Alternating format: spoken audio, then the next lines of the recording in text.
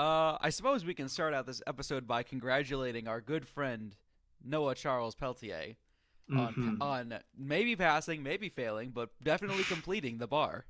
Yeah, we'll find out in Hooray! October. That's crazy. They make you wait 3 months. Yeah, that's fantastic. Okay, that also sums up my weekend. I saw a bunch of friends, and that was what everyone said. You had like a thing in right? There's a festival. Yeah, well, festival. Yeah, no, just kind of like a birthday party type thing. Gotcha. So tell us about the bar. Was it hard? Yeah, I'm not gonna lie to you. I thought it would be really easy going in. For No, the it was amount hard. for the amount you stressed, there's no way you thought it was gonna be easy. Yeah, no. No, he was doing a goof.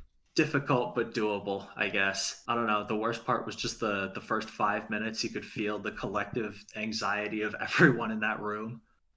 Yeah. Everybody just But Makes other like than sense. that, yeah, other freaking than out. that, and the fact that there were like five separate questions about stupid like things we didn't need to know. Is it like the SAT where you're not allowed to talk about it? Yes, I think. Okay. Oh, on a public forum. Yeah, actually, thank you. I forgot I signed an NDA. This would be very funny to find out about in post. Like a week after you get a letter in the mail, it's like we listened to your Yeah, podcast, The Bar. that'd be We're crazy. revoking your bar pass. That would be a hilarious episode of the podcast, though. That would be You're a right. monumental episode of the podcast where we get to be like, so Noah failed the bar because he spoke about the questions. Yeah, right here, you, the listener. Yeah. I think Noah would actually just die. Like actually just die. I think That's he would die. probably I think true. his parents would kill us. That too. I don't think would be very happy. We're proud of you. Congratulations, everybody. Sound off. Congratulations in the Yep. comment section. This And is this is the most important thing is that it's over and that Draco Tail is awesome. and now you get to play Yu-Gi-Oh again. Yeah, Yeah. he picked the 2 card combo deck or the 2 card like deck, the 2 card combo setup deck. Yeah, the turn one is so simple. It's awesome. And then like turn two is all hell breaks loose. Yeah. Honestly, Okay, if we're gonna actually talk about the cards, we have to, talk Here, about hold on. Let me do the intro. Let me theme. do the intro. Howdy, everybody. My name is Grant. I'm here with Nick hello. and Noah, Hey. and this is the podcast with Eli, the only podcast with Eli. I every Without week I try to fail. come up with like a funny bit to say after we introduce ourselves, but I can never come up with something funny. We can't really talk about the bar apparently. But Yeah. other than that, we're going to be talking about Justice Hunters and more broadly like what the cards are doing because it looks like it is just Justice Hunters o'clock from now on. We're also going to be talking about there was one more thing. What was it? I had put out a list. Oh, regional report. Nick topped a regional this past weekend, while Yep. You know, while Noah was in his hometown and I was in my parents' hometown. Nick topped a regional.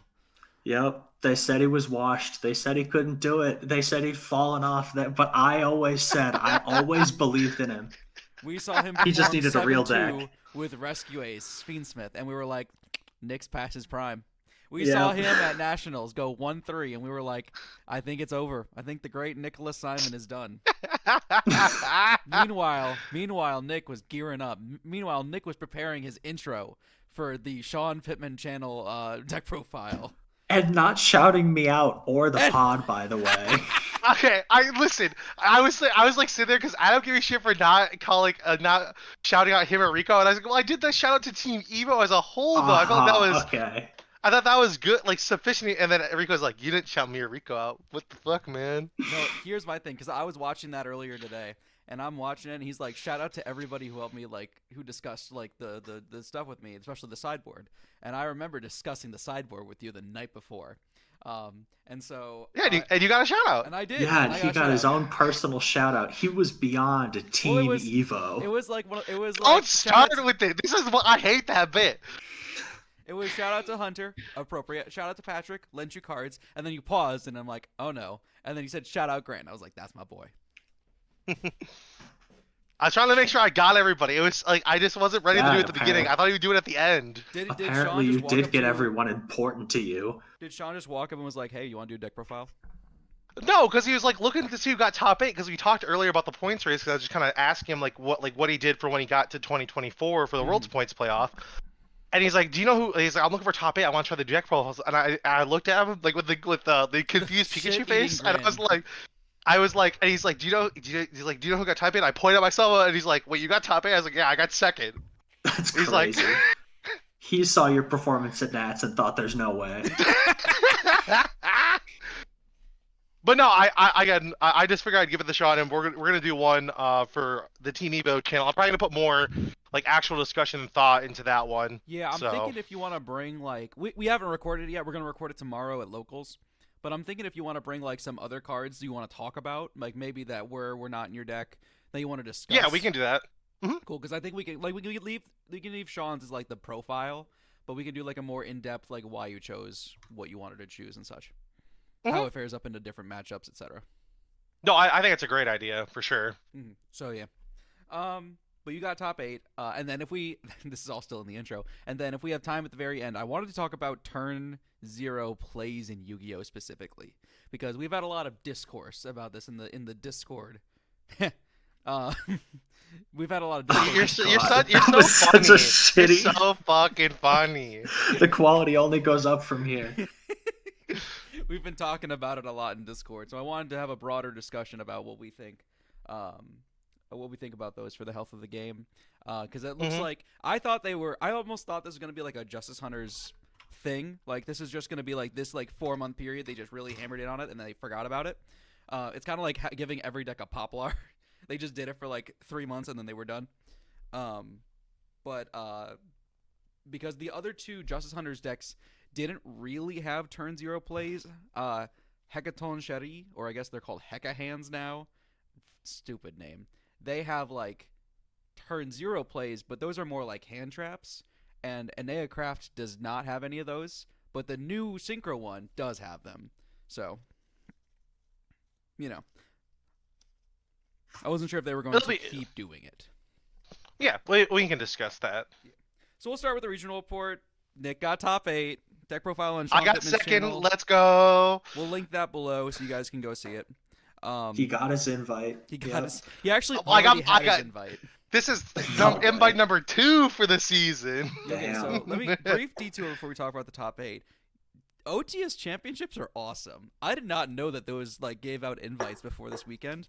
Nick and I went to an OTS to essentially offload the stuff we got from the case that we opened, and we walked out. Both of us got top 4. We both got our invites to Nats. So that was it was pretty good. Can't complain. Yeah, I lost to one motherfucker the entire day, and it was the same motherfucker twice, and it was Nick Simon both times. It's crazy. It was so unfortunate. Listen, the Yu-Gi-Oh gods smiled upon me that day, so. Listen, when Nick finds a deck he likes, he goes 1-3 at Nats. Listen, I wasn't locked in. MF was locked out. Honestly. All right, so what were your matchups throughout the day? Or yeah. So I played against one Dracotail, which was Avalise, and then I played against a Malice, 2 K9 VS, one being Charlie Futch, and then I played against 4 Yummy, one of them being Fiendsmith Yummy, and that was Tavion from Goo Gaming. Ooh, okay. I felt like I had a like actual regional run. I didn't feel like I got like any freebies. Like I played against a lot of good players. It felt like every time there's a new like good meta, the next regional is just all fucking meta. Honestly, I'm not surprised. Like it was like I thought there'd be I thought I'd have more VS K9, and I think there was a lot of it in the room. I just got the Yummy half of the room. You know what I mean? Yeah, I think like that's fine. You know, that deck's not very good at going second. And like VSK9 is not a deck you can let. Like Yummy cannot let VSK9 play the game. Like the end board tools are too good against Yummy. Yeah, and I think if I looked at I forgot to track my actual dice roll wins.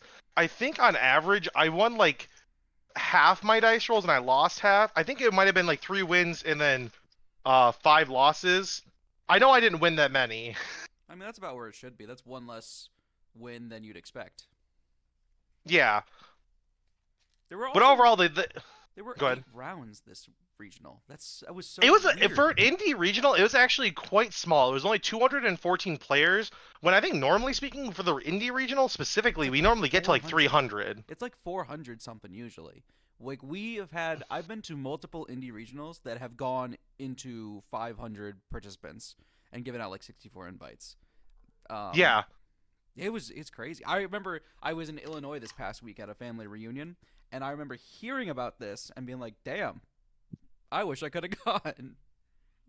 yeah. Like I said, it was genuinely a lot smaller than I would have anticipated, which unfortunately kind of screwed a lot of X3s from getting their invite at this event because there just wasn't that they weren't giving that many invites out on like normal. Well, they were That's giving out a rough. good number of invites relative to the number of players, because Hmm. the next threshold they need to hit to give out more invites is 256, I think, or something like that, or maybe it's 250.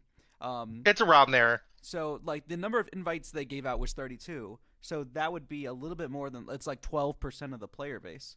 Versus if you do like a 450 person regional like there usually is, and you give out 48 invites, that's only 10%. So it's a little bit better mathematically, but there are less people overall. That's fair. I just know that a lot of X3s just didn't make it. Like it was Yeah, across the board. Like I think there might have been like a singular one that got it. That's rough. So you gotcha. So you ran the Yummy Gauntlet. Who beat you? It was Yummy, right? One Yummy duelist. yeah, this game. The reason I lose this game, we go to game 3, and I don't like. And I sit here, and again, this guy is just better than me. I get in game 1, I fool him. He calls buys. I'm like, all right, it happens. We'll take the L. We go to game 3. I call by or I go Fua. He goes, "Oh Ash," and I look at my hand with no Izuna in my hand, and I'm like, "Wow, the one time Yummy hand traps on their turn and I don't even get to do Izuna. That sucks." Devastating. And my hand was just awkward. It was Raisin, Jiaolong, Caesar, and then I top deck the field spell. I was like, That's goaded. wow. That's insane. I was like, wow, this hand just got so much worse. See, VSK9, when it hits.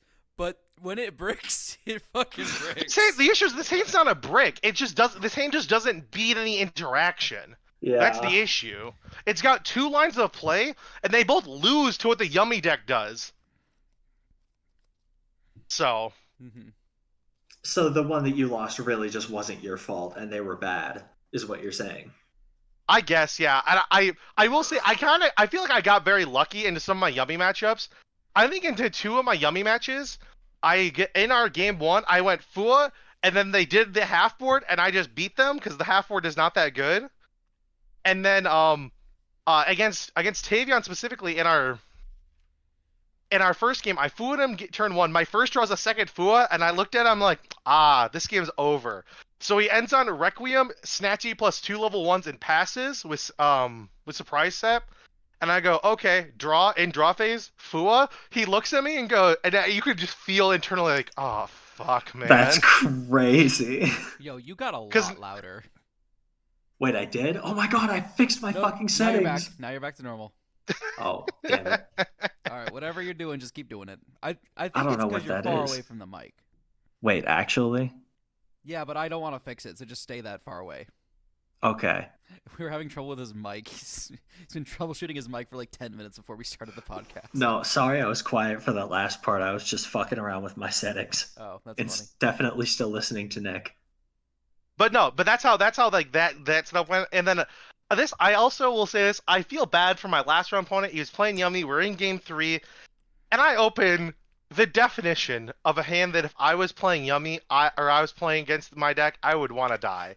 I opened Anti-Spell, Shifter, Raisin, um, and Lupus.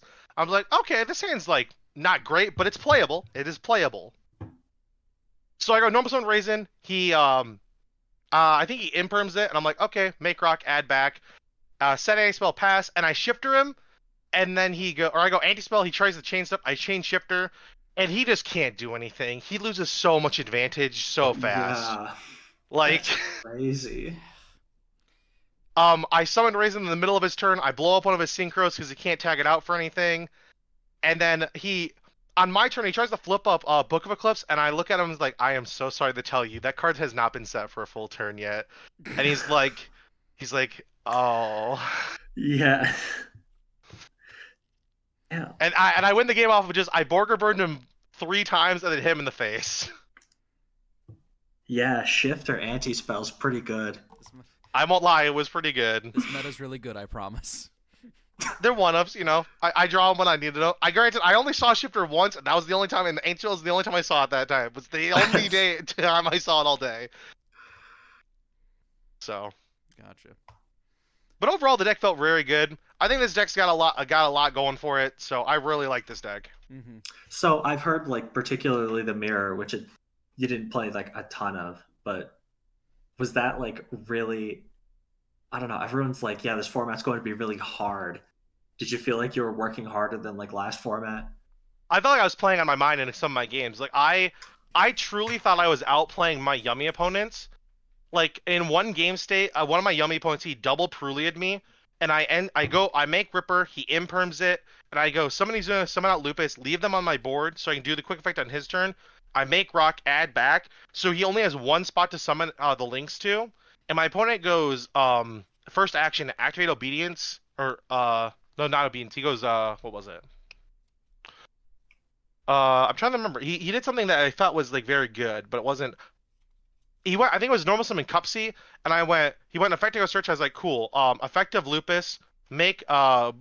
I booked it, and he tried to keep playing, and he had to keep playing into the column where my Raisin, which is I left on board. Whatever he summons into the other spot, because I put Valon in the EMZ, he just couldn't like commit anything without losing something. So That is crazy. Actually, that's really cool. Mm-hmm. Again, this format's really, like, really, it rewards you for knowing how your cards interact and knowing how to use all your interactions. Because like I survived a turn against Charlie Futch in our second game because I end up doing a blind draw with Borer, just trying to hit any. If I hit a fire, I can board wipe him. But I draw and I hit another dark for the Mad Love in my hand.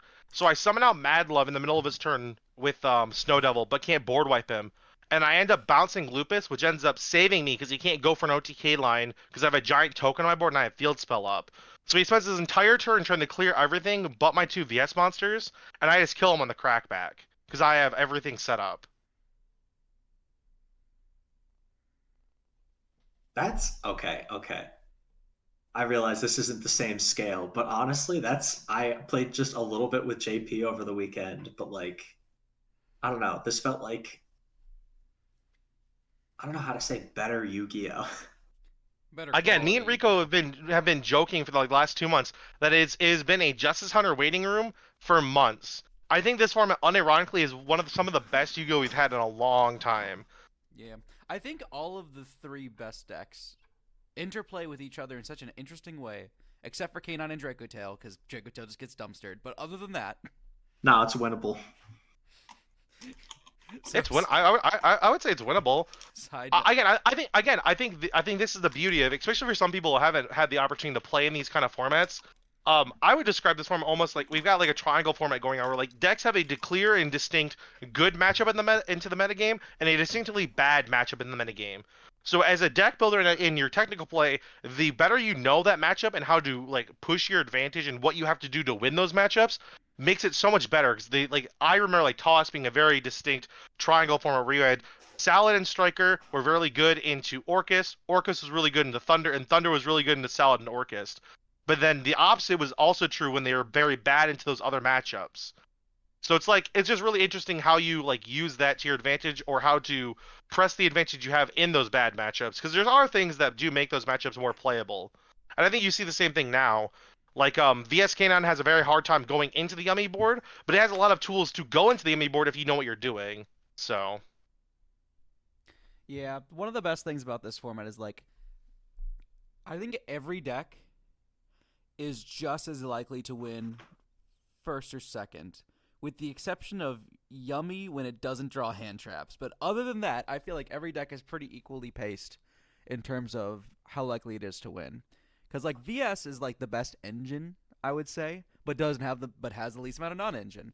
And then Draco Tail is like kind of in the middle of the road where it plays like 15 hand traps, but also the engine's pretty decent. And then Yummy has a fucking dingus ass engine, but it's playing 20 non-engine. You know, it can hold its own going second.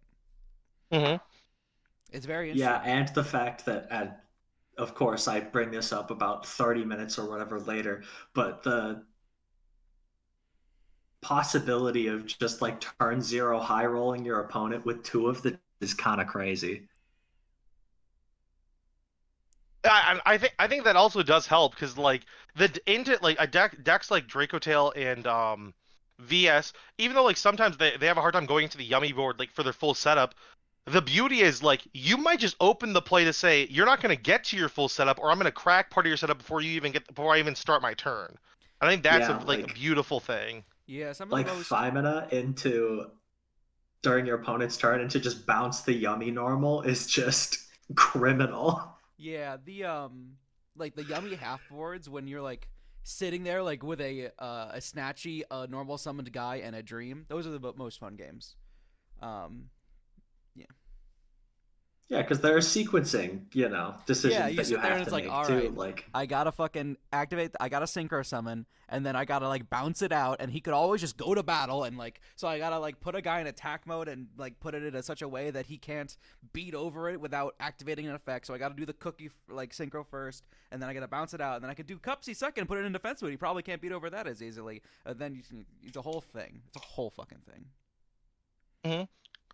I think offers a lot of like nuance for like especially if you know what you're doing and how to use your interactions, you get rewarded. And I saw a lot of people that were like that inherently speaking aren't bad with the decks that they're playing, but didn't fully understand like what the decks were capable of.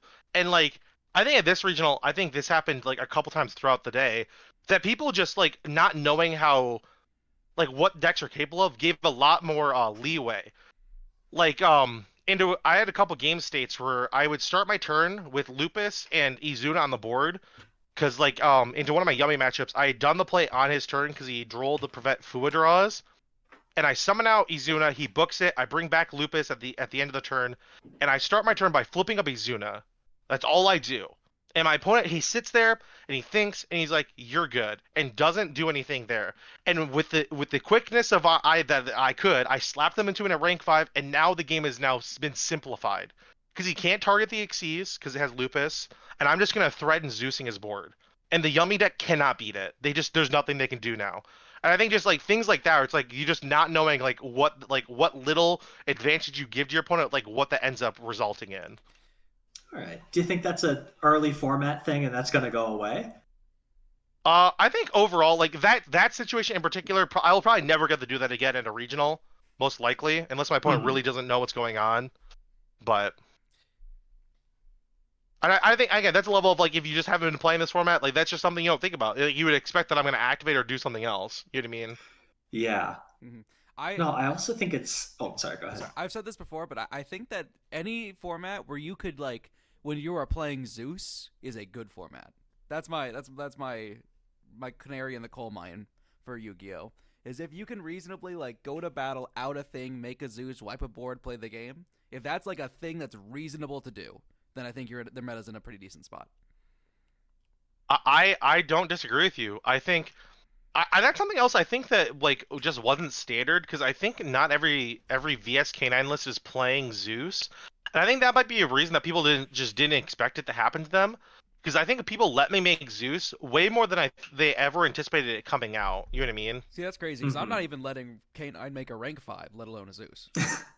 Hmm. What But are no, you I saying, like Hawk? just Zeus was like Zeus was one of the like my favorite cards of the event. Like that card was insanely good, so was Chaos Masquerade. That card was insanity. And people that say they want to cut it out of VSK9, I understand it takes a lot of space in the extra deck, but that card just does so much.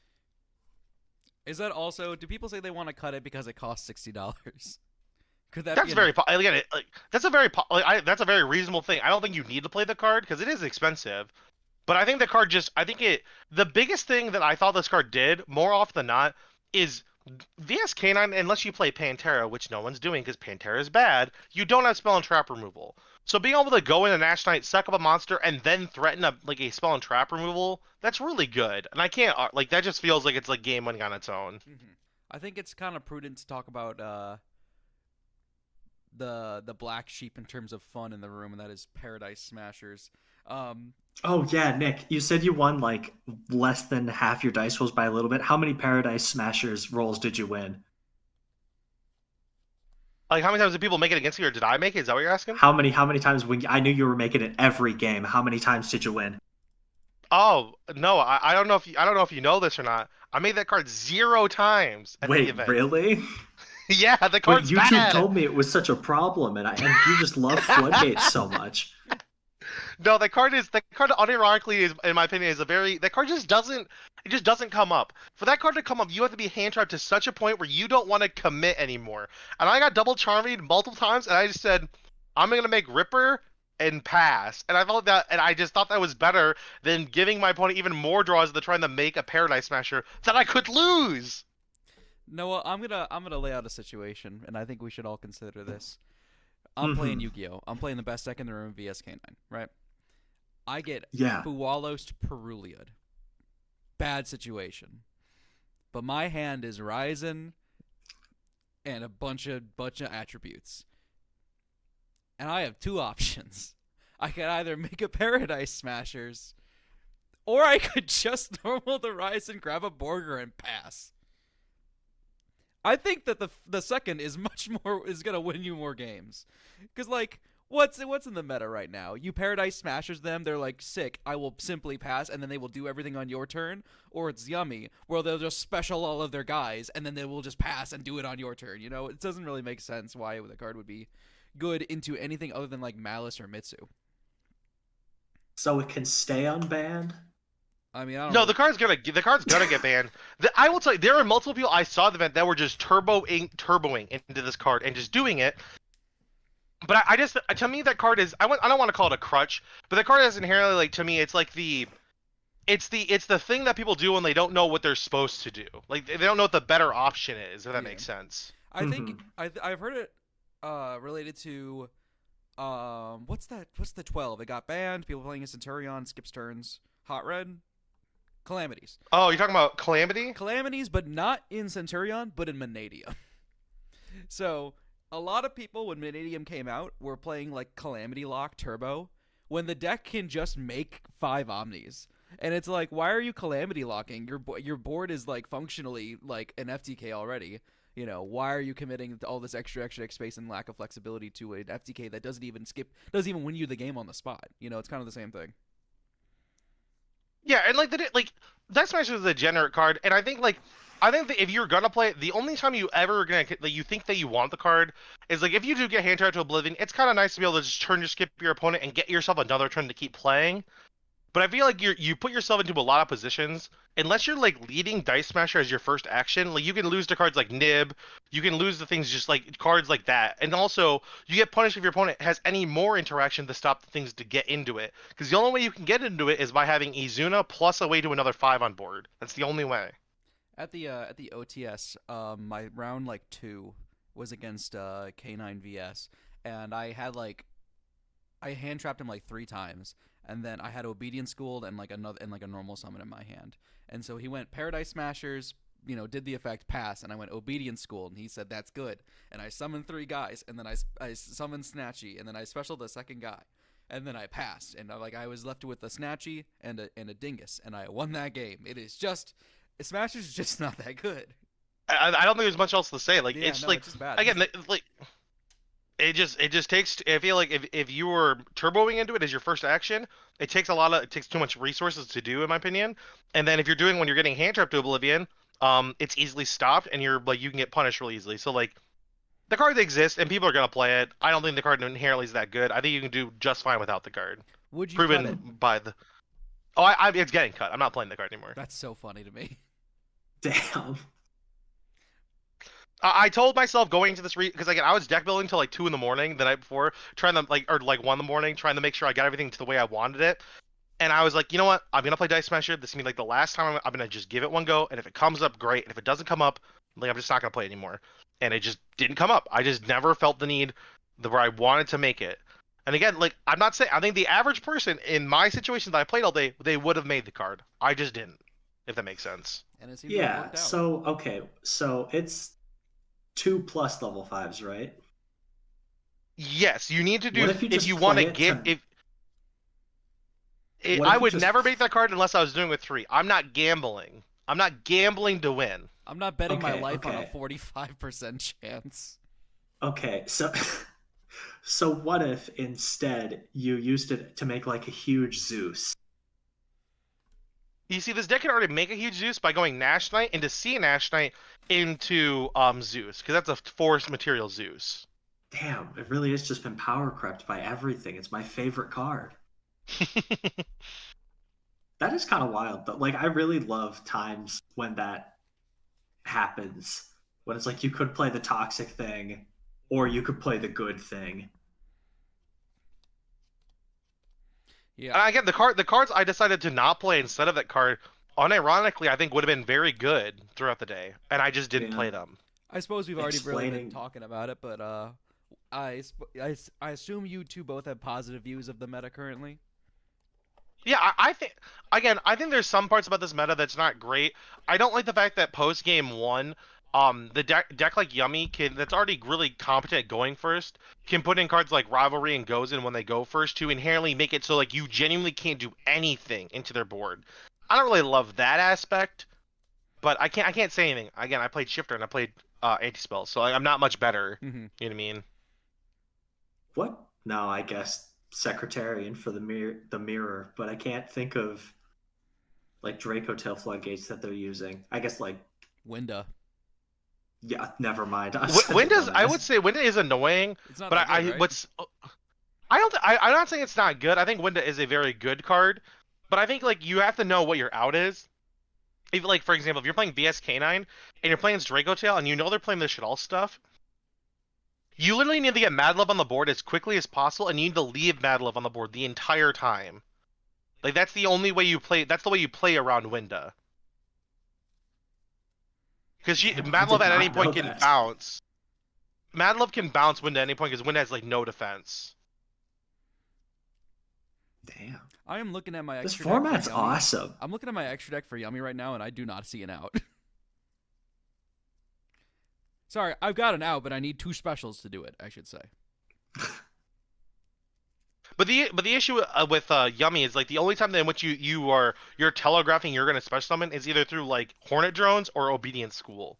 You know what I mean? Yeah.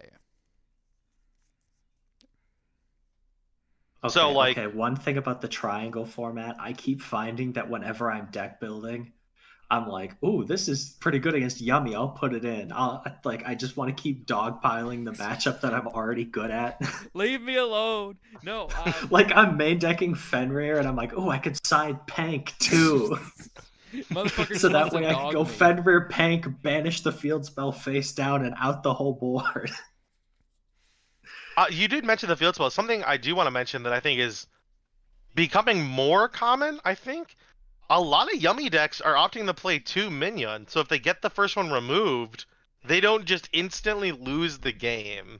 Yeah, that's an I interesting don't know one. how I feel about it. It's so I fucking sketchy, man. I don't I know if feel it's like that bad of an idea, but I will say I will also say I think half my Yummy opponents at the regional were not playing a Croaky, and I think that card unironically is very annoying to deal with. I know it's a brick, but that card is very annoying. I think you should be playing a Croaky. I think I have gone back and forth on this on the podcast. I think when we were first started talking about Yummy, I said I don't think you need a Croaky, and I think I cited quote, there are so many instances where you play like the one of brick you don't need because it comes up sometimes, and I think a Croaky is exactly that. However, a Croaky is really good in a game of sticks and stones, Yu-Gi-Oh. So if I get Fua'd and I can't really do very much without playing into Fua, like I'm really happy that I have the Croaky there just to give me some more interaction without committing anything more to the board. I do board it out going second constantly though.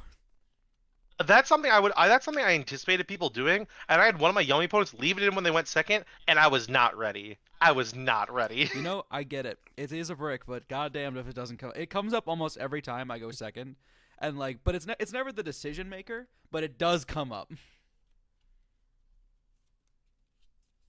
It's like you gotta pick. Do you want a higher power ceiling or do you want like more consistency? So it's like pick your poison. Yeah, I think. So when do you think when do these? It seems like, well, I don't know.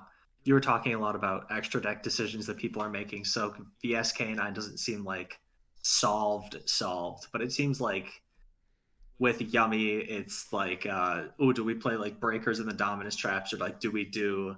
Grant, what are you doing? You said like songs of the dominators were bad and stuff. Yeah, I don't think that card's very good. Yeah, but like there's like it seems like different schools of thought on how to build that, and with Yeah, Draco there's Tail, there's for Yummy in you're already particular. like For Yummy, yeah. it looks like for K9 VS there is like the main deck is pretty solved. You know, you get a little bit of variance. You have 3 slots. Like you literally have 3 slots in the main deck. You can like reasonably change and it be fine. Like the issue is like you'll get like 10 non-engine slots and 6 of them are accounted because you're gonna play Fu and you're gonna play Ash. Mhm. So I think Yeah. for like Draco Tail is the most interesting from a deck building perspective, where you're building your engine. But I feel like its non-engine is pretty locked in. Like I think people have kind of coalesced around like Ash, Perulia, Fenrir, Fualos has pretty good non-engine in that deck.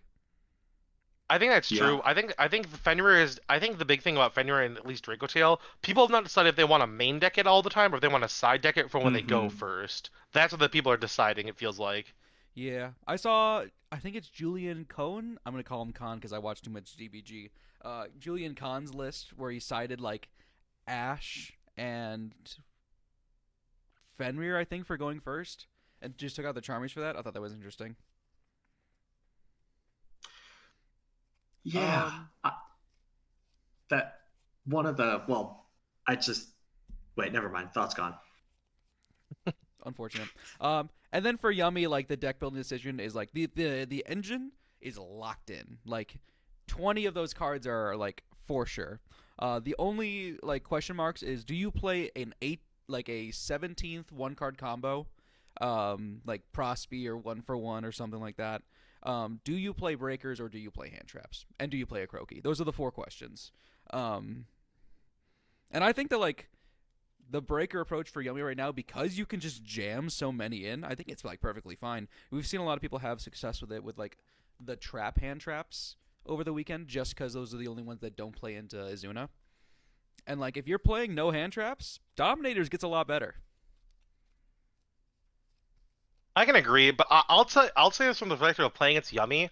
Um, the people I played against, on average, all the Yummy players I played were I think most of them were doing like the charming slash hand trap approach and not doing like the Dominator setup.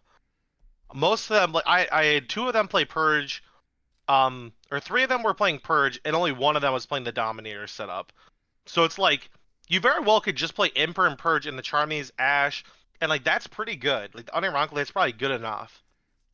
Yeah, I think that setup is. I think the hand traps are a little bit better right now, just because like people are still like repping some amount of breakers for Yummy, and Yummy will lose to breakers. Like a Dark Ruler does put you on your ass. A Dark Ruler plus a way to stop surprise is game.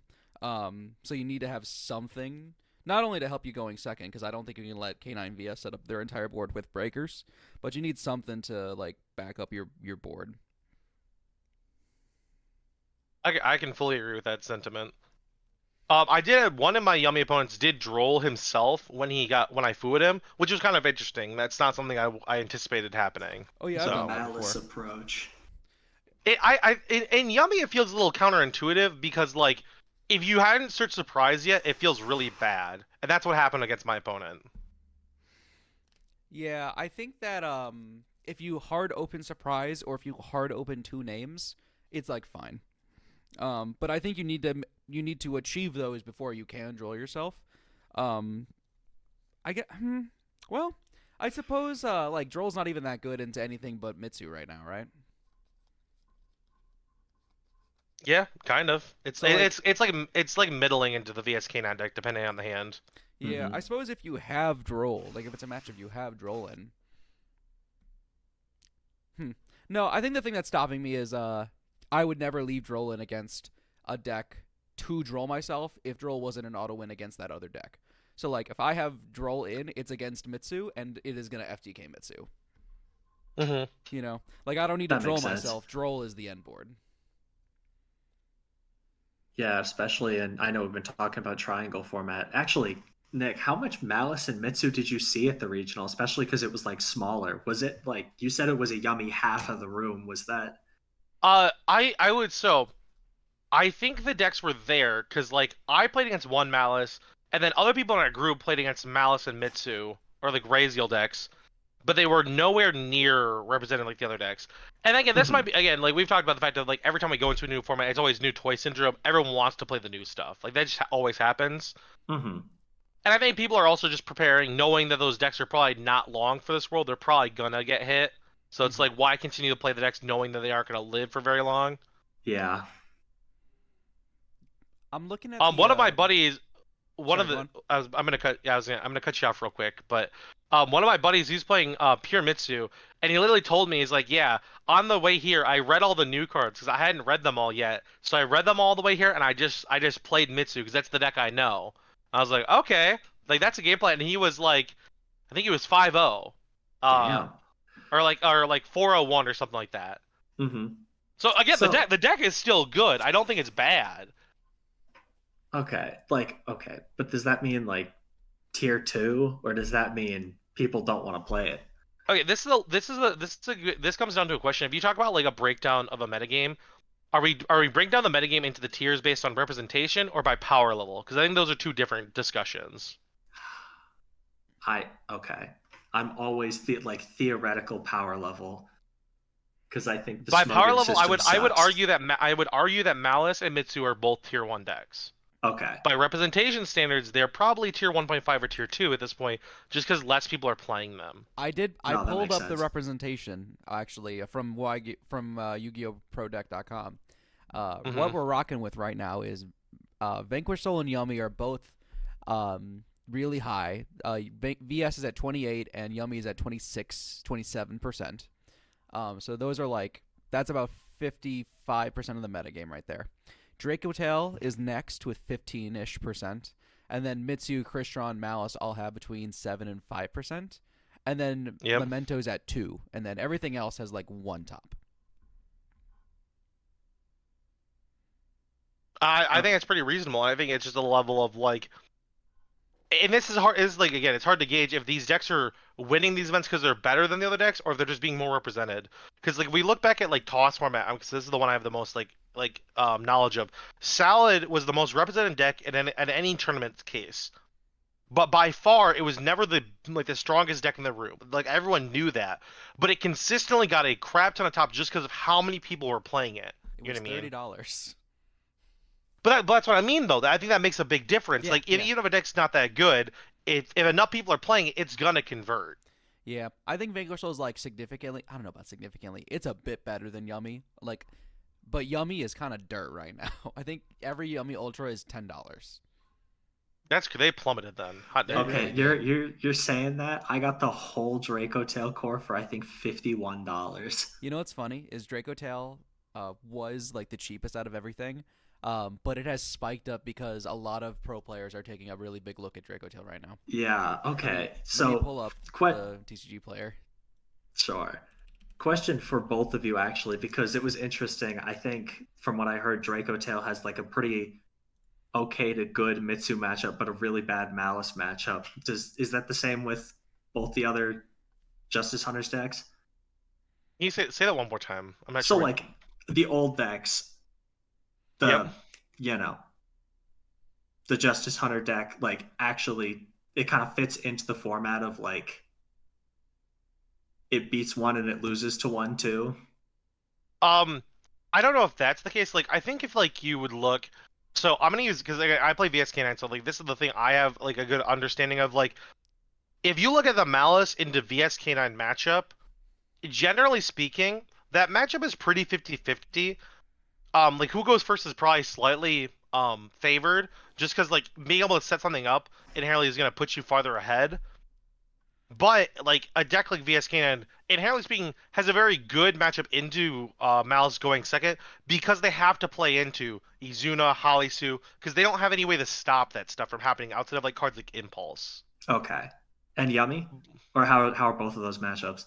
Yummy I has unwinnable if you go second into Malice, and Malice is not winnable if you go second into Yummy. That's Um, awesome. It's so fucking funny. I was watching. If you want a good demonstration of this, DBG just put out a video where he does an Iron Man with Sean Pittman, and they do like a Yummy versus Malice matchup, like three matches in a row, or like 2 out of 3 matches. It's like that because I think they brought Malice twice because they didn't do so much research on the new decks. But all 3 of them was like, all right, Yummy just dumpstered Malice. They Book of Moon their first shit, and that was the end of it. We'll go next, and then Malice just put up a non-targeting banish, and that was crazy. and that was it. And then they go next. Damn. I think that is the preference is given to Malice in there because I think they can play through more shit than Yummy can. And can play Shifter. Yeah, they can play Shifter. No Malice is playing Shifter. It's so weird. That's a little silly to me. I also think the big thing is the Malice deck inherently has an extremely easy time outing minion if they do go second. So even if they don't clear your board, they out minion and you can't do anything. Like if it's on field, if it's in the graveyard, there is no place that is safe. Actually, what I've been doing, because I've been playing a lot online, and I played a couple Malice. And what I've been doing is I just straight up, if I have an extender, I'm just not putting minion on the board. I'm just not doing it. You just can't do it. You just can't do it. That's crazy. It's just not gonna. It's one body. You know, you can make up one body. If you draw 2 names, you do the same thing. If I just not activating the minion, so I'll just like, or what I'll do is I'll activate or if I draw like minion or a croaky, I will go snatchy for one, and I will just place the other. So like I'll place minion from my hand, and I'll go snatchy for croquet, acroquet to get it in the graveyard, and I'll shuffle it back with its own effect just to get it out of rotation. That's maybe one of the first times in my deck building experience where I've been like desperate to get a card out of rotation. You know? Yeah. That's crazy. I wonder if the whole field spell thing is going to be like solved. What do you mean? It seems just like a really prominent weakness of the deck to just it gets kind solved of a in knowledge about check. a month and a half. Oh, okay. That makes sense. The new Malice, the new Yummy card can add back from banishment. Damn. Well, I was kind of hoping to like Fenrir have does some. fuck it over, but only Fenrir. Okay. But It's so sad. yeah, but after that, like the marshmallow can just add it back from the banishment. So Yummy actually can just go infinite. There's no way to if you play your Yummy turn right, there is very little you can do to actually outgrind Yummy if you set up correctly, and assuming you don't get everything banished, including all 3 of your marshmallow. So they don't go chain disappearance on the marshmallow. If I have not been chain disappearance yet. I was looking through my book and I just found one, and I'm like, ooh. I have a playset from I think the Cyber Dragon or Ice Barrier structures that I bought. It was whispering evil things to me to wait till you obedience school. We're gonna be practicing tonight for the regional in like 2 weeks, and I'm gonna get chain disappearance and never forgive him. It'll be awesome. To finish your question, Mitsu feels kind of free because you play 20 non-engine, and I'm boarding Droll, so that matchup's not particularly difficult. See, that's interesting. I feel like if, say, this format were to go on forever, it'd be kind of like a Pentagon format then, because it seems like, they don't just like the matchups are dynamic. I think it depends. Like Malice is just better into all the engines, and Mitsu's just kind of worse. But I think towards the end of last format, we kind of figured out that Malice was at least as good as Mitsu, right? Because there were much more people playing Malice at Nats than there was playing Mitsu. Yeah, but the Mitsu took more of the top cut representation than Malice. Did it? Okay. I think so, at least. I think there was more of them than the other decks. Yeah, maybe my perspective's getting skewed because DT made it far. Yeah, possibly. Yeah. I don't know. I think that like the only issue I really have with this format is one, rivalry Tika Bugozin, anti-spell. But B, it's that like I don't really want to have to deck build around Malice and Mitsu. Like, I want to take Droll out of my side deck. It doesn't feel good. I don't like running it, but I gotta play it for in case I see a Mitsu. Or I gotta play Lancia, but there's no other deck right now that Lancia is good into. I don't even think it's good into K9 like Crystron, you know? Like you're gonna I agree, but it's like again, I made the judgment call to not play Droll, and I didn't really you play miss 4 it. non-engine soaking wet. I think it's a lot easier for you. I guess it's fair.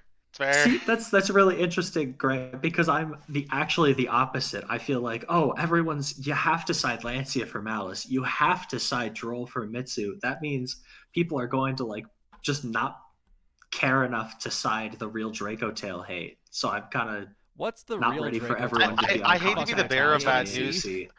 I hate to be the bearer of bad news, Noah. I'm looking at for options going into Rosemont. I'm looking at cards like Contact C again, Retaliating C, looking at them because again I looked at this event and no one had an answer for Contact C. Not a single yummy person did I talk to. Sucks. I'm really trying to think of how to out Contact C and Retaliating C for that matter. If they Contact C me on Rahu, because then I'm locked into fusions. Oh, Guardian Chimera, right? Yeah, but that's if I draw exactly Poly. Can't you? Or I guess King of the Swamp, but can't the Draco Tails fuse into non-Draco Tails, or can they only make Draco Tails? They can. Okay, some of them can only make Draco Tails. The other ones can only make spellcasters or dragons. But the key point is all the Draco Tail fusions call for a Draco Tail monster and dudes in your hand. Yeah, no, I get that much. Just... But I'm wondering, like, if you can make a Guardian Chimera. I suppose if they can only do spellcasters and dragons, it's an issue. Yep. So it has to be Poly and King of the Swamp, which I mean that's 4 cards. Yeah. That's not good. And that's assuming they contact you at the correct worst point. one. The worst one of the two. Yeah. Sorry, I'm retaliating. Let me so that's going to be fun learning to deal with at this format. What's contact? That's an insect, right? Yeah, It's a level 6 Earth insect. All right, I'm looking at B-size Pendulum Dragon. Wait, you can tribute this. You can contact fusion. That's crazy. Oh, hold on. The goo? You heard it here first, folks.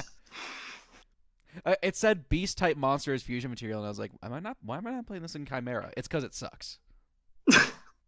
True. Again, this man read a card that said beast. He's like, ooh, Chimera support. I have read every beast, fiend, and illusion in the game at this point. 2 Targ Dragons. Hold on, I'll find you an out. I got 5 pages left.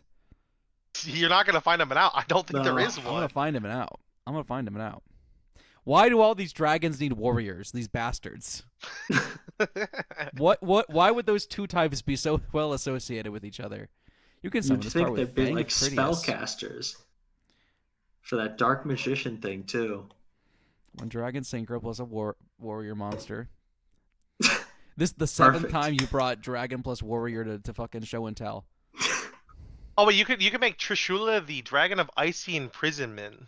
No, I don't think you can, right? Because you have to use the contact C, and that needs extra deck monsters, right? Oh, no, monsters different names. You gotta banish them from the things you control. Oh, wait. How are you getting 3 monsters on the field? I guess it'll contact only does extra deck, right? Yeah, you just can't summon from the extra deck. I see. Noah, I think you might be fucked. Yeah. Okay, it's all right. I'll just have Fenrir, Lucaeus every time. Because I'm sitting there like, I know I am playing IP, and maybe Secure Guard not to out contact C. There's no way that's what you're doing. Okay, so it converts 2 bodies into a link one, but also like you do kind of want to play IP anyway, because if you end on IP, they can't contact C you on your turn because you'll just make SP. Yeah. Okay, but this is a level of like no one's playing contact C. Are you really gonna play the out? Like that's like. Okay, but you just said the topping player that you are considering it. So okay, like, but okay. So you're just trying to sabotage it, Motherfucker's then. trying to psyop us. I'm not trying. I'm just telling you, the average player at an event is probably not going to be playing these cards. Yeah, but You, like if you're going to Rosamont Regional for Nick, do not play the out to contact C. if you play against Nick, just barrel into it. Just play into contact C. What's the worst thing Yep, that can happen?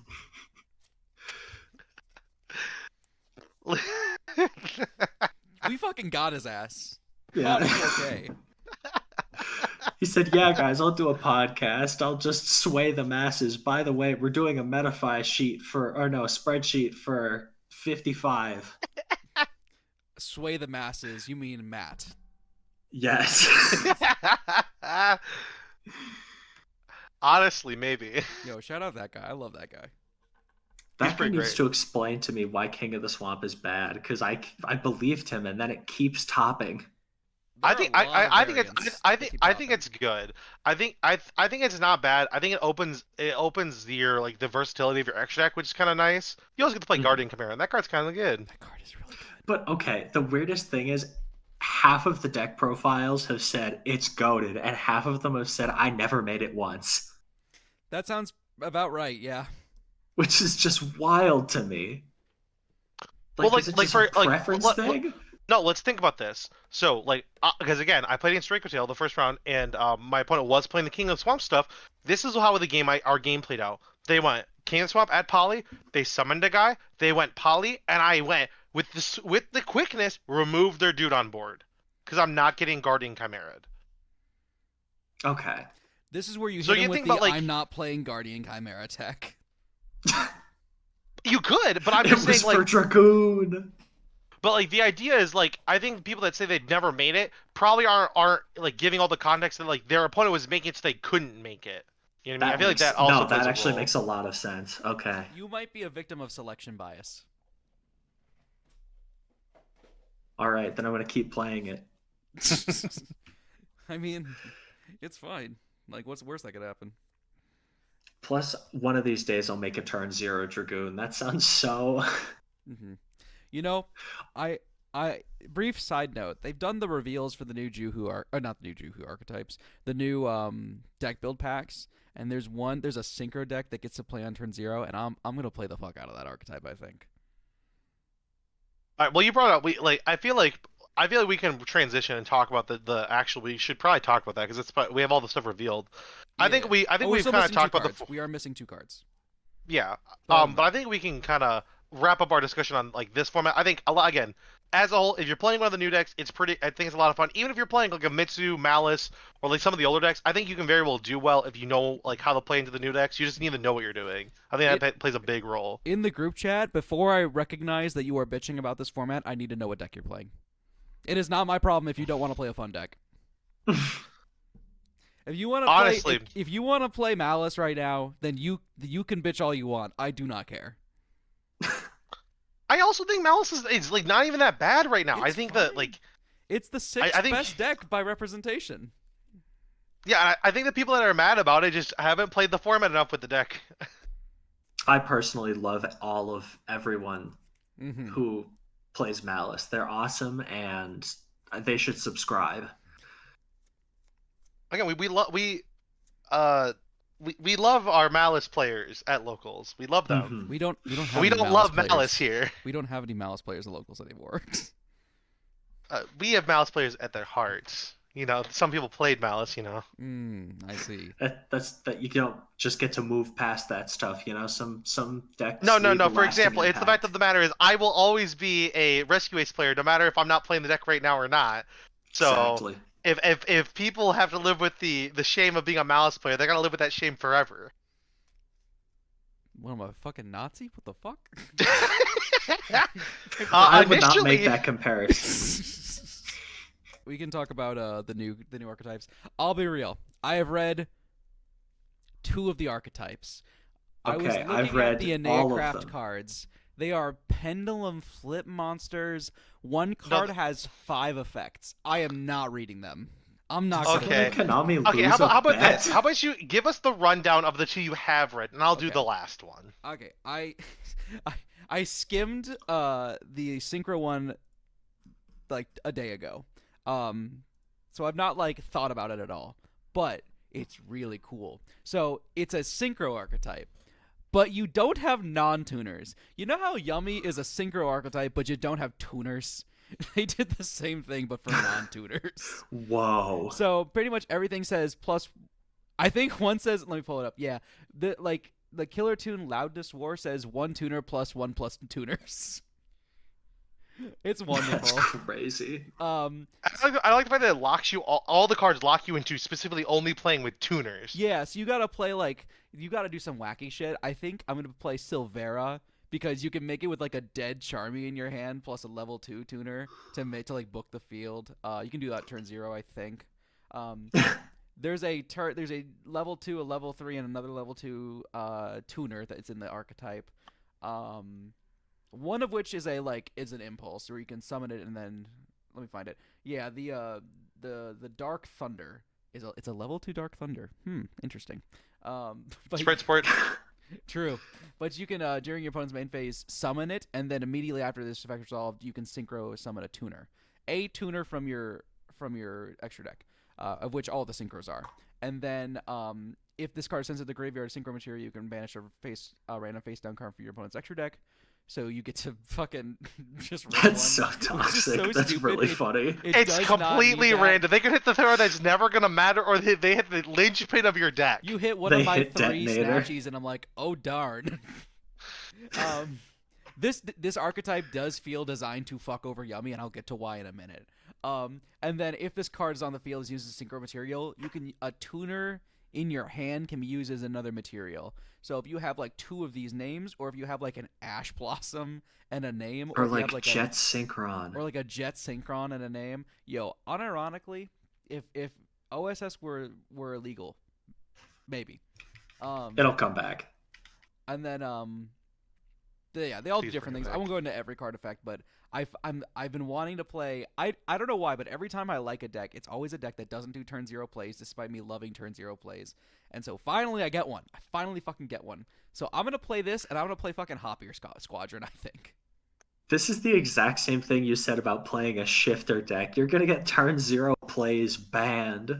Oh no, you're right. Hold on.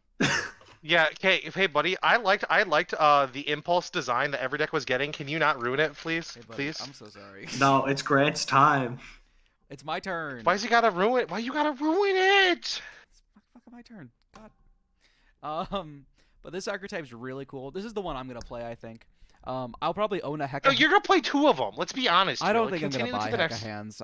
That archetype's really cool, but I just don't think it's that good. Okay, let's establish. You have a pet deck. It can play this card. You're gonna buy them. Oh, that's Oh, true. we know each I'm other. not saying I'm not gonna buy it. I will buy it. I will have it at locals for the 1 week between new archetypes where I have to play like something. Like the week that that Yummy gets banned, and like the week before this comes out, I'll have to play something, and that's gonna be Chimera with Hecka Hands. But yeah. The other archetype is Hecka Hands. First of all, I learned how to pronounce Hekaton Shari for nothing. Fuck you, Konami. That archetype's really cool. I think it's the most cool out of all of them. That one's basically Steelio Monster, Mr. Steelio Monster, the archetype. Everything pretty much revolves around you taking your opponent's cards, either from their graveyard. They released a new Bestial, functionally, where you can activate it from your hand, steal your opponent's monster out of the graveyard, and summon it to your side of the field. Functionally, it's a Bestial. And then you steal it to your side of the field, and it doesn't have any attribute requirements or anything. And they all kind of do this thing where they steal from your opponent's resources. I think 1 or 2 steal from your opponent's deck. I think one looks at the top 3 cards of your opponent's deck and like takes one. And then the fusion, it's a fusion archetype because it's an illusion archetype, and they have not made a Link or Xyz illusion archetype yet. They barely made a synchro one, White Forest. But it's a fusion archetype, and you can fuse it with your opponent's monsters to... Or sorry, I don't remember if it's it with your opponent's monsters or if it's with your your opponent's monsters that you control. One of the two, but it fuses with your opponent's monsters to make its fusions, and then you can sub Like Ashened. Yeah, like Ashened, and then you can sub out monsters this specifically requires, so like the Hecaton Shari cards, you can sub those out for monsters your opponent controls that you control. Or sorry, monsters your opponent owns that you control. So instantly I've been seeing like on Twitter a bunch of people doing replays with Chimera because that's the good illusion fusion archetype, where they're doing like you do like your Chimera setup, and instead of searching like an extraneous illusion later in the combo, you search like either the hand trap guy or you search one of the other monsters, then special it out with like Tau or with fucking, you know, the Azamina fusion, or you just summon it through its own effect, just to get it on the field and start disrupting that way. I think those setups are really cool. I think this archetype is sick. Yeah, that's pretty much it. It's just Mr. Celio archetype. So you said it's not going to be good, but is it maybe set to be like the K9 of, you know, the pure deck kind of sucks, but if you pair it with the right thing, it's insane? I It don't sounds know, more like- generic. I think that the Chimera cards are not, unless you get some crazy one-card combo, like that deck archetype's kind of just like its time has come and gone. Because I can't see a world where I can play like turn 0 plays, or if I could play Yummy with 15 to 16, 17 one-card combos and think, I'm going to play Chimera where you have to draw 3 cards for the deck to work. And then, like, if you get hand-trapped, you shit yourself. Like, Hey, Draco Tail's like that. It's not that bad. and then like you get fucking Fuad, and you're like, all right, well, I'm playing Fiendsmith cards, so Fuad's gonna kill myself. Okay, that makes sense. I don't know. This could be the new engine instead of Fiendsmith, which is a shame because I really liked the Sinister Necrom into Dusted Gold lines. Yeah, me too. Yeah, I know you did. You liked them because they're heroes. I liked them because they were fiends. We are not the same. Well, you should be the same. Heroes are goated. They are. I like the evil heroes, and I like the masked heroes, but that's all I got. I don't know. I think it's so hard to justify playing Chimera cards in a world where Yummy exists, or in a world where Snake Eyes or Rise Yield cards or Malice cards exist. That's fair. It's like the idea. It's like, again, like people. I think you play the deck because you really enjoy it, how it operates. It's like half the reason I always pick up PK every once in a while just to run it, because it's like one of those decks that I just truly love to play with the Burning Passion. Yeah, it's what we call a summit deck. That meaning there's one locals in our area that isn't as popular as the other two, and it's Summit on Fridays.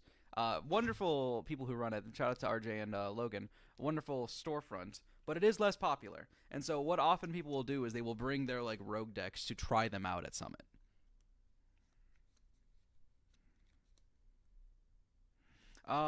Nick, Yeah. you want to break down the fucking flip archetype? Yeah. So, how'd you say the name? It was Americraft. Is that Aneacraft. how you? Oh, Aneacraft. That's how you pronounce it. Aneacraft. I like so. Americraft. That's really funny. Americraft is Okay. a hard name. Like, it goes hard. This is the America archetype. It's a bunch of... Oh, wait. It's a bunch of floodgates, flip effects, and pendulums. And one Yep. card. I'm looking at a card. It has 5 effects. Hold on. That's You have 5 crazy. effects. You have 5 effects. You have... Oh my god, they all have 5 effects. That's Yeah, awesome. No. So I'll give a very quick breakdown. All of the little ones have a pendulum effect to go search something from the archetype and put it into your hand. Then they all have an effect in hand to reveal them, and then summon a monster from your hand in face down defense position, and then you're locked to only special summon face down for this turn. What? And they all have different. Yeah, so it's weird. This deck's weird. It's like it's trying to be like Klee's like new age predecessor, and it does it in such a weird way. But all of them have a trigger like some of the crawlers do, where they can flip themselves face up when your opponent does something like specific. So like if there's one of them that says if your opponent targets a card you control, you can flip it up and then do something. I'm reading And the they all cards, do- and the PSET on these cards are fucked. You flip face up for cost, because if you don't, there's no way to verify that you're activating an Americraft card. So, like, I set a monster, I pass, I point at my set card, and if it didn't flip up for cost, I would point at my set card and be like, I am activating this card. And they're like, can I read it? And you're like, no. Again, this archetype is really weird. But and again, I think someone on Twitter posted this, and I think it unironically feel like this deck is like Psyframes, where your opponent has to do something for it to do anything. So if your opponent just says, "I'm not gonna do anything," That's crazy. your deck doesn't do anything. Do they need to respond to things or what? Oh, activate a card or effect that includes adding card to deck to hand. You can flip this card face up. No, they all have to respond to things, don't they? They literally all do. Every single one has a trigger that lets them flip face up to do something. They all do Fenrir that. stays winning. This is an archetype that you end on 5 guys on board, and then Dark Ruler doesn't work. You know, Grant, I thought it was really funny. I was thinking something along the lines of like, can you solemn an inherent special set? Not And a then you set, came up 'cause with a an set is not a entirely summon. Okay, that's You awesome. Can, and you you can came judgment up. a flip summon though, and I have done that before. Damn. This deck is really weird. Like it, I just don't see what the payoff is. Like if you go and use your entire hand, you set 3 dudes and you pass, and if your opponent doesn't do anything, are you just on your next turn flipping them up and attacking? Is that all? Because if you do that, then the deck does almost nothing. Yeah. Like, This is because a like call your unless you bluff kinda deck? huh? Is this a call your bluff kind of deck? Like, I don't know. I just don't see the massive payoff right now for this deck. all right, I'm gonna It's do what I want to do, and that is I'm gonna look up the normal trap floodgate that you can set off thrust that stops your opponent from flipping monsters face up. Oh my god. That there's way, not a card that does that. there has to be. There's Revealing Lights. That's an old continuous trap card. No, Or no, I need it's, a normal trap. No, it's Light of Intervention, maybe? Yeah, Light of Intervention. While this card is on the field, monsters cannot be set or flip face down. If a monster would be set, it must be normal summon in face up defense position.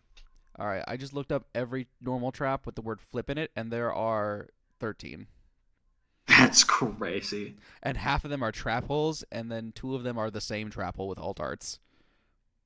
All right. Interesting. Hang on, let me read them all real fast. Target face down for the return of the... Okay, that wasn't bad. When a opponent's monster declares an attack, no. If a face down defense monster affect monsters on the field, change all face down effect positions on a flip face up. Okay, got one. Ceasefire. That's what I'm looking for. All right, Oh. If a face down defense position monster or an effect monster is on the field, change all face down defense position monsters on the field to face up defense position. Flip monsters effects are not activated. Also, flip 500 inflict at 500 damage. So what you do is you go second, you put this trap in, they do a thing, they do their thing, they set 4 pass, you set this trap, you pass, your opponent passes again, and then you flip this in your draw phase and you kill them. So here's, I guess I would just like to unfortunately tell you something. They're not flip effect monsters, so all their effects will trigger when you flip this card. There is no fucking way. It says when this card is flipped face up, do something. When this card is flipped face up, do something. It says no. It says flip on the fucking card, dog. It says machine pendulum flip effect monsters. They can still be flip effect monsters, but they don't have the wordage that flip colon. Yes. This card. I hate this fucking game, man. Why does it? Like this? There's a reason that like that card doesn't beat Des Lacuda, because Des Lacuda is a Pac-Man card and not a flip monster. Or a flip effect monster. You're just saying words. None of those were real. None of those Goat's words not were in the Bible. real. I'm not. Like, what do you mean? Like you just said, never mind. It's a real format, I'm sure. Does Ceasefire say flip effect monsters? Flip monsters. Flip monsters effects. effects. So I think it still works. It might. That verbiage is very weird. I'm like, And this is the third stupid ruling thing we've gotten before the archetype has come out. I will also say there is an This deck's FTK gonna with be it. awesome. There is an FTK with this archetype because the field spell. I have to read 5 effects just to get FTK'd. Come on. The FTK is the field spell burns for 900 based on the number of counters the pendulum skills have. Oh, so you just So if you farm put- counters. Oh Got it. my god. That's the most... What That's crazy. The field spell. Let me read this fucking field spell. Hold on. You know, I never thought the Apo, like the ruling that you couldn't use sides for one, on like one die versus placing multiple dice. Oh, I thought that would never come up again. let me tell you, I am making my Aeneacraft opponent put fucking 4 trillion little pennies Yeah. on their goddamn You said cards. you've got the FTK. They only need to put 10. They need to put 5 on each scale, and that kills you. You only need 9. All right. You actually only need 9. But yeah, you only need If 9. the But... if they FTK me, I'm taking their lunch money and running. I don't like these guys. I'm gonna have to learn. That's awesome. I'm gonna have to explain the fucking what happens if you imperm a guy and it's flip face down ruling again. Fuck, I hate that goddamn ruling. I want to play this deck actually. This sounds so exciting. This just sounds miserable. It's you know a deck is awful when Trimmer is fucking excited about it. Hey, we're Yeah. recording the podcast. You can't be here. Or you can be here. You can't say anything. Oh shit. I'll take that as a yes. All right, thank you, Gerchak. Good lord. You know, I was thinking Draco Tail too. Just a way to like always that I was thinking about the time changes which got reverted, but I was like, I guess you could just forever loop Spooky Dogwood and Draco Tail, huh? Don't say that to Gerchak. He will got a buddy. He's in He's the chat switching. right now, but his favorite card in the game is like Dogwood for some fucking reason. Because it's awesome. And if you can loop it with Draco Tail forever, you could just secure the win. For Christmas last year, I got him 3 QCR Dogwood, and it did not feel good for my soul. Oh my! Why are you supporting him? What are you doing? He's gonna Dogwood me. He might as well QCR me. Although I don't want that to get out there because otherwise people are gonna show up to regionals with Crossout and QCR Impulse again. You're right. That was crazy. I called Noah after it happened. I was so flabbergasted. All right. I suppose the last thing I have on the docket for today is the concept of turn 0 plays in general. Just because it's been such a hot topic in the Discord. I'll start with mine and we'll go on to you two. I think that they are awesome. I said this back when Tier 0 was the format in like 2022. The best part about Yu-Gi-Oh! Is the interaction. It is someone, I think in an MBT video, Dyer describes Yu-Gi-Oh! As 2 people building a gun, but you can throw rocks at the other person to stop them from making a gun. And then you eventually like make your gun and shoot the other person, but you got to get through the barrage of rocks. And I think the way that we improve Yu-Gi-Oh! Is adding more rocks. You don't make the gun any bigger, you just add more rocks. And I think that is all you need to do to improve the game.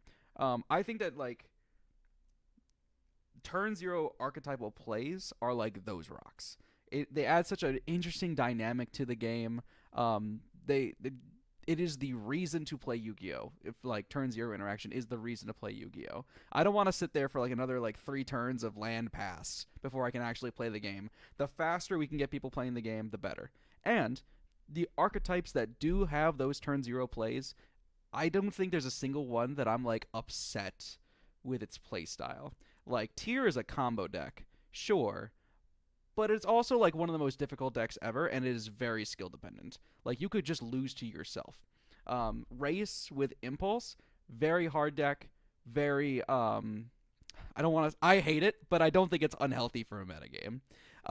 Labyrinth is another one. It was like those are like the 3 decks that had turn 0 plays. Labyrinth, and again, fine for a meta as long as all the normal traps that are bullshit get banned. But yeah, and like I'm all because you talk about and like Lab, like what's funny about Lab is like Lab like had a turn 0 play in the furniture pieces, and then later on got a better turn 0 play in Arius the Butler. So like. Yeah. It's like they took the archetype and said, this archetype already has the inherent ability to play on turn 0 or get themselves set up for turn 0, and then give them more ways to continue on that like trajectory. Yeah. Which I think is kind of cool. They did what they needed to do to make a trap archetype playable in 2023. They did what they needed to do. And I think it's cool to see like a more control style oriented deck be able to play like that and actually succeed because it gets to do that stuff. Mm-hmm. Yeah, I hate control decks just because I'm combo Andy. But I they need to be here, you know. And like the turn zero plays that are available now, predominantly what VS, K9, and Draco Tal, like the things that they would stop are functionally FDKs. Like if both players are playing on turn zero, neither of the turn zero plays are particularly like dogpiling. You know, if you're playing the game with Ryziel, it's not like one Draco Tail 5 mana. Is it 5 mana that's the quick effect? The quick effect one. Yeah. It's not like Yep. that one like ends your turn. You know, unless you're playing Yummy and you just get like high rolled, like none of these plays end your turn. They just provide an additional layer that you got to play through. And like I think that we should be doing is encouraging more of these plays instead of being like, oh, it's too good, you know, it's too broken for the time. You know, we're not wanting to engage with these because it's too broken. I feel like that's the wrong approach. I think that Konami should be doing more of these. No, I can fully agree with that sentiment. I think I think this might like I think this is I'm gonna make a comparison here. I think a card like Izuna, I played Izuna. I think Izuna is really good. I think Izuna might be on the borderline of being maybe too generically good. Because I think we've seen cards like Gamma that are in the same kind of camp where like they're an archetypal hand trap that just inherently don't require you to play their archetypal cards to do what they want to do. So, but I don't know if that's that bad. I just think it's like it's a different kind of non-engine that decks can play. I think cards like Holy Sue, Impulse, Arius, and like things like that, I think are better designed than Izuna. But I Yeah. still think that for the game, they are inherently good. I like the idea that decks, if you want to play a turn zero play, you need to invest a considerable amount of your deck into the engine. Like if you can't just throw Holly Sue in a fucking any deck. You gotta play a critical mass of Vanquishal cards to justify playing Holly Sue. Same with the furniture. It's kind of same with Havness, but not. It's like weird, but I think you still need to play a lot of tiers or synergistic cards for the graveyard to make it work. Same Impulse. You can pretty much just throw in anything, but like it's not that good in anything. It really shines in race. Um, But you like saw people like in like all because in tier format, people did play Impulse with Fire Attacker because they just wanted to cycle their hand, and I think that's reasonable. I yeah, think if you want to play the 3-to-1 brick ratio to cycle two cards, that seems not that bad. I think yeah, it's that's fine. fine. It only felt really good in race where you were doing like turn zero Book of Moon, but that was race's entire gimmick. It was do that and then also set four. You know, that was the only thing race did. So that's fine with me because it's like not every deck. I do think Azuna is like a smidge over generic. I would have appreciated if it locked you into Xyz or something like that, but I think it's like fine. You know, I think there are worse things you can do for a bunch of archetypes that have a level 5 in it than just give them a good extender, or a good hand trap turn zero play. One thing I will also say is that um, the rest of the K9 deck is seeing play when the Izuna is seeing play. So no one's just playing Izuna and like one Lupus. I'm sure people are, but I don't think that play is particularly good. People are playing like a big K9 package, which I think is indicative of like a healthy way to use Izuna as an engine. Uh, I want I fully agree with you, except Draco Tail right now is very consistently just playing Are the they just Izuna playing the package. 4 cards? Fuck it, I don't know. Then maybe. Yep. And then unironically, some Malice players are playing it to beat Lancia post side, which is That very one, cool. that one I actually theorized about a long time ago, back when these cards were revealed, because at the end of the day, it's either a monster negate, a suck, or it's two bodies. So that one I do get. I would have appreciated if they locked you into Xyz for the turn, just so that they couldn't be like over generic. But like, it's just gamma at the end of the day, you know. It's like it's not.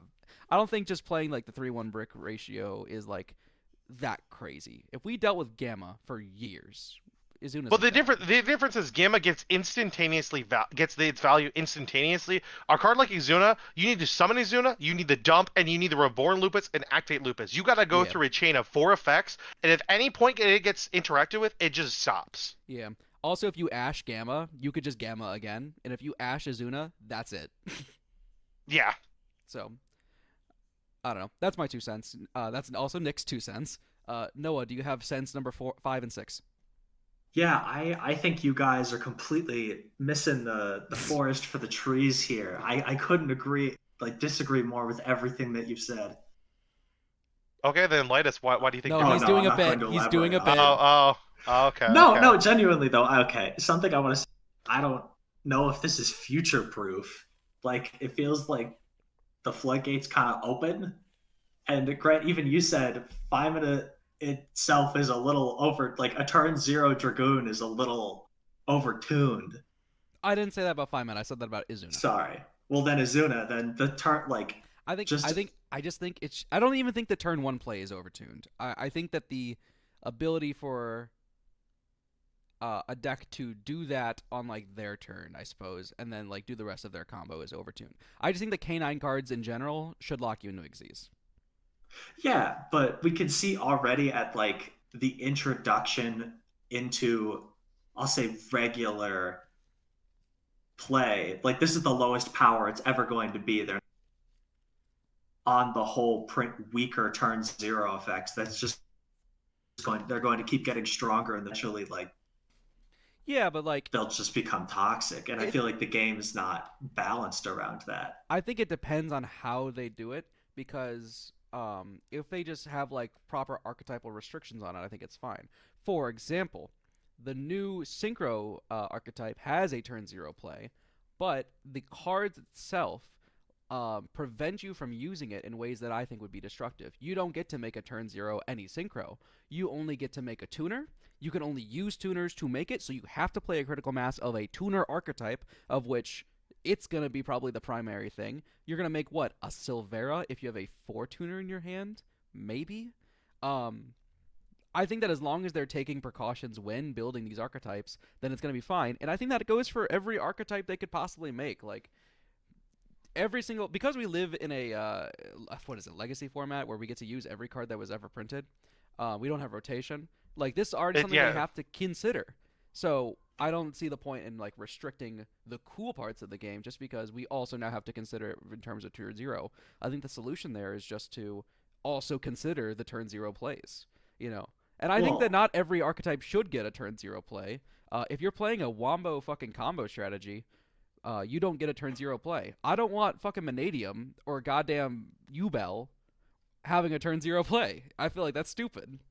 But I'm fine with yeah. like K9 and Draco Tail because they're lower to the ground decks. Or the Synchro archetype locks you into tuners. Like there's not, it can't really do anything. It's not like it's making Barone, let alone its banned. But it's not like it's making Barone turn zero. You know. I think that I will also say I wish Femena could only make Draco Tails. But I think that having that restriction on it would make the card perfect in terms of game design.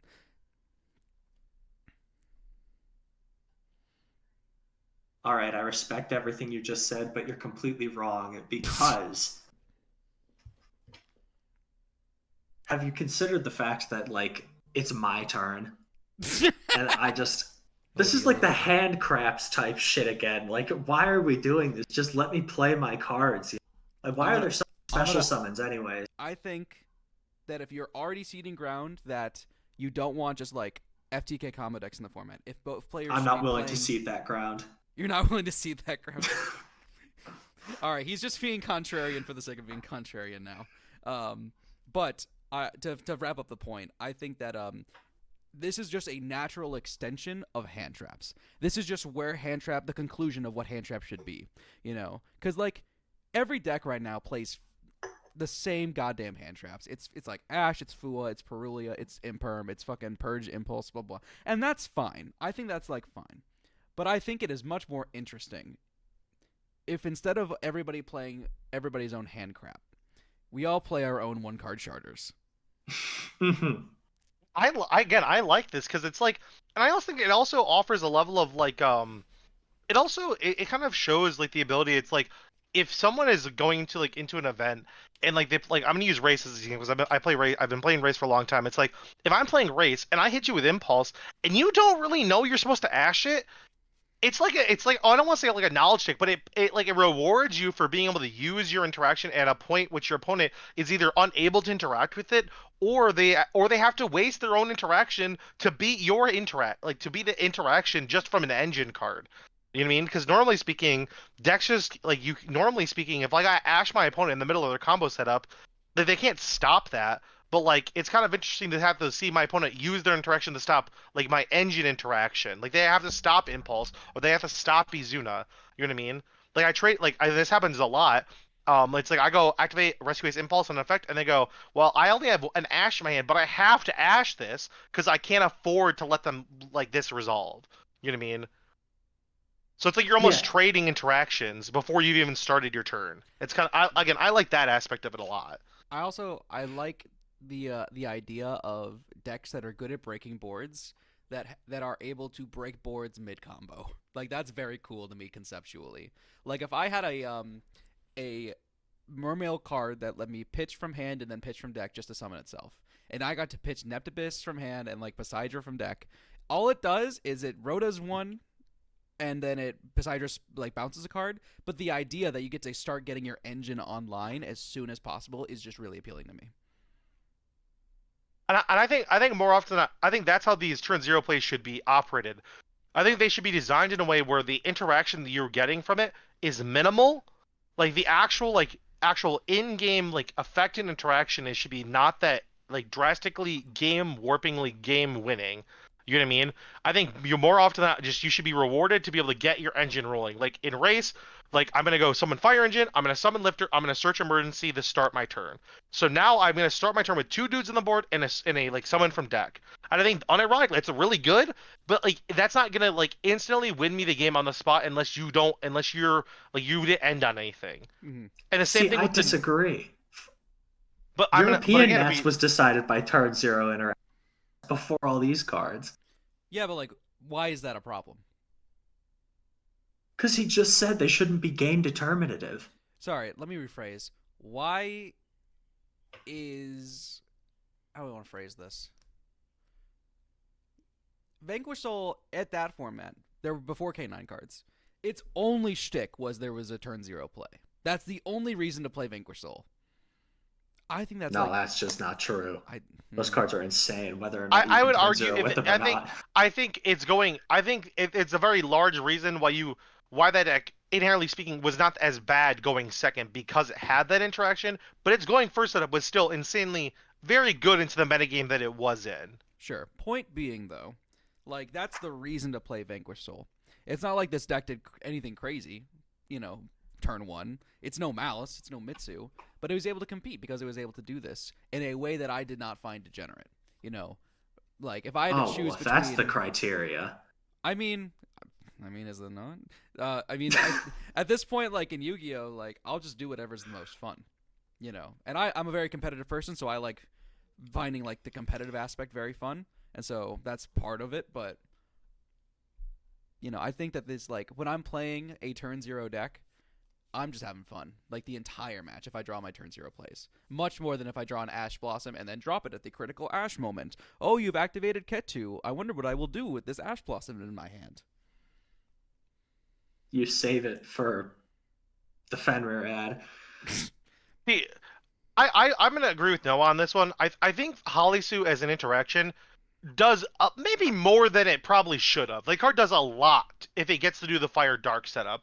I think if you could only do the effect to steal a dude on turn one, that might be different. But the fact that you can summon out Raisin, search a card, pop, and then you get to pop two cards, realistically is really good.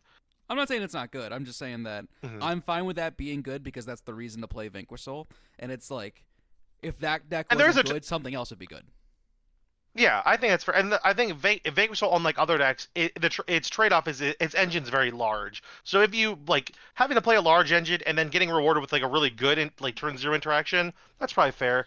And I think, and like I was mentioning, the new Synchro archetype, its turn zero plays are good, but I think people might be overselling how impactful they're gonna be. I think the extra deck grip's really good, and I think in like the other options, either you get the search on summon, or you can go into another synchro tuner via the level 5 or get an imperm. And like those are good, I'm not gonna lie, but it's like, is that gonna be like game determinably like winning the game? I don't think so. Right, but that's also this set, the previous set, and the next set. Like in a year, we might just have at like three in just engine archetypes that are all turn zero stuff that just kind of happen to kind of work together and they could just suck. But We again, can cross like that bridge when we get there, I think. yeah, but we already established these cards are not going to work together. I cannot play the Izuna stuff with Yeah, the. these cards, but that doesn't So future-proof cards. you're trying to argue that there is a hypothetical deck that could come that would make this idea bad. Yes, I don't care. it's gonna happen, and I'm gonna be vindicated. Yeah, there's gonna be. I won't We're gonna- argue that again. Konami is very notorious for like power creeping the game to a point where it's kind of ridiculous. But I also think that like they're power creeping the game without just turning the ceiling of decks to 1,000,000. You know what I mean? Mhm. So I think this is a better route to attempt to see how it goes than just say my deck ends on 30 interactions, like try to win. Yeah, I'd much Alright. rather deal with turn 0 interaction than whatever fucking combo schlop we've been dealing with the past fucking 3 or 4 years. Well, you'd rather deal with interaction of Yes. combo interaction until you get like the turn 0 archetype. Well, I mean, like, I think that as Konami makes decks that can do turn 0 plays, they will also make decks that can play through a Book of Moon. Or a. But they've already done like decks Yeah, at this they've already point done can it. already play. Yeah, most decks can already play through like 1 or 2 interactions. That's why decks are in a position where they have to play 20 non-engine just to compete because they have to hand trap their opponent 3 times to be able to like make it so they can play the game. Mm-hmm. I will say there are 2 decks right now that are doing turn 0 play, and then the third deck is playing 20 non-engine. I don't think that's a coincidence. Yeah. I think that's an indication that like that's just it. Is either your deck is going to be a higher engine count deck and it gets a interaction through its engine on turn 0 as if it was a hand trap, or you just have to play the normal non-engine that every other deck plays. I suppose. Like Noah, what's the difference? What's the difference from me playing the Izuna interaction and Holisu versus just playing a ton of hand traps like what Yummy's doing? Like, what's the difference between those two things? The difference is we've seen Konami make good hand traps. Like healthy for the game. And I feel like they relatively have been. We've seen them do it well. Well, okay, I want you to when you say healthy hand trap, what cards are you thinking of right now? Ash, Fua, like Imperm, things that. Okay, I'm only gonna say this to you because I think this matters. Ash came out in 2017. Mhm. Imperm came out in 2018. Yeah. And then Fua just came out last year or the year before? Last year. Yeah, last year. So it's like, I'm not saying that Konami can't make good hand traps, but I think the aspect of like not just having to continue printing more generic hand traps that everything can play, and then building out ways for archetypes themselves to do something is interesting. All right, that makes sense. I will also say, like, the hand traps they have made have been kind of like really hit or miss in terms of if they've been at an acceptable power level. Like Impulse is maybe the best hand trap, like best low impact hand trap. Fua is and Impulse is like I think a disaster in terms of card design. I think it's way too strong. Fua I think borders on way too strong and also really good, like perfectly fine. Peruli is the kind of the same way. Like just because they have made a hand trap doesn't mean it's like I'm happy it's there. You know what I mean? So we agree that Konami can screw up card design. No one's saying they can't. We had to endure a year of Snake Eyes.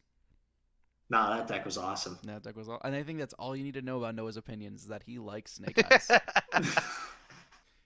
But again, I think that just like the fact of the matter is like Konami very well can like screw this up, and I'm not saying there's no way they're not there's no world that they don't, but until that happens, like I'm gonna give them the benefit of the doubt. I'll go a step further. I think they will fuck it up at some point, like within 2 years. Damn right they will. But I think that's fine. We can deal. Like they fuck up shit every other week. You know, this format. The format before this one was awful. The format before that one was tolerable. The format before that one was great. The format before that one was fucking awful. The format before that one was fucking awful. The format before that one was fucking awful. Did you figure out when we hit Snake Eyes yet? Because we have hit it. The format before that was awful. The format before that was awful. This is where we hit Tenpai. We just got Tenpai in the game. The format before that, You not mean great, the coolest but not blind awful. second archetype they've ever done? Not great, but not awful. The format before that, weird middle Damn it, he's not format where they taking the put bait. Airlifter to 1. The format before that, awesome. You know what I mean? Like, Yeah. I get. And this is a level of. I also think a big part of how this is gonna play out is I also think that Konami has to, when they design these archetypes, they have to design them to be in a sense like, if it, like, again, I think this new deck that has this turn 0 game plan, I think, unfortunately speaking, I hope generically speaking, it's just because it's Xenolock stuff, it can't play a lot of the other stuff, and hopefully that's enough to where it doesn't get to be like abuse stuff. And I think that's the big thing that Konami has to keep in mind when they build these cards. They need to Xeno lock them to their own archetype in a way if they can. and I think Konami does do that more often now than they used to. The Draco Tails do fusion lock you. Yummy does stop you from making an access code. The new synchros do lock you into tuners. Like, the race cards are just kind of bad or okay at best if you don't play them in race. You know? Yeah. I think the big thing is like if the spectrum is either you need to play a lot of the engine for the cards to be truly impactful and meaningful, or you need to Xenolock them so they're only archetypal based. I think that if that's our spectrum, I think that's fine. I think that's reasonable. One thing I need to do... And I think when we... Sorry, go on. I have a side note. Okay, and I was like, I think we'll probably have an issue when we get to a point that a deck will find a middle ground where it kind of like one card in its archetype Xenolocks itself, and then it doesn't need to play so much engine to where it can't play other non-engine. That'll probably be the deck that breaks this whole like trend, to be honest. And it'll be the flip pendulum archetype, as everyone knows. If they give Enea Craft a turn 0 play, I will be quitting the game. That is an archetype that needs his set 4 pass. All right, my wife has just brought me pork chop, so it is time to end it for the day, I think. Okay. Oh, my side note that I was going to probably. say, I need to do a thing where I just lay out every format and just say if I think it was good or bad. Because I'll be real, when I was saying that format, bad, that format, bad, I was having a lot of fun. And I was keeping track in my head of shit. If you want, we can go through and walk through all the historic formats, and you can tell us if you think they're bad or not. I can only tell you up to like 3 years ago. That's all I've played. Damn, it's like Just you should guess play... on the other ones. Just guess. Was circular out? No. Bad. Yeah. No, all that's gonna happen though is you say this, he's gonna look at like a an old format that has like wind up in it, and it's gonna go. I'm gonna tell you, and I'm gonna say this is the wind up Shockmaster form where they turboed in the Shockmaster. He's like, that format's good. That format's goated. I can play wind up and Shockmaster people. I will say I do have a bit of the blindness when there's a deck that I like in the format and it's good, and I'll think that format is good. That's when we're mid that process right now with Yummy, though this format is actually good. I really like Dune format. Everyone likes Agoth format, but I like Dune format because Chimera was much better. He just liked activating Branded Fusion, and everyone going, well, I have to ash this. Go so Noble Summon cool, Sword man. Knight after. Oh lord, everyone was ashing the Branded Fusion because also if you didn't at that particular format, they were all playing the fucking light Hex Sealed Fusion. So if you didn't ash the Branded Fusion, I was just making Dragoons. It's dumb. It was so funny. That was only good for like 2 weeks. And in fact, I played it for much longer than I really should have. I should have stopped playing after 2 weeks because the idea of it's much more powerful than the actual thing itself. But it was so funny. All right. Let's call it. We've been out. This is our longest episode, I think. We're at an hour 45. Oh, You're going to cut stuff. It's fine. I'm not going to cut that much. We'll figure it out. Anything that we want to say before? I guess we can say we'll see you guys at Rosemont. That's probably the next time we're going to make an episode because I don't expect the ban list before then. Well, if you guys are at Rosemont, come say hi. And that will be it. We will see you guys next time. Peace. Adios. Stay cool. You heard that from Noah Charles Peltier, Esquire. That was miserable. God.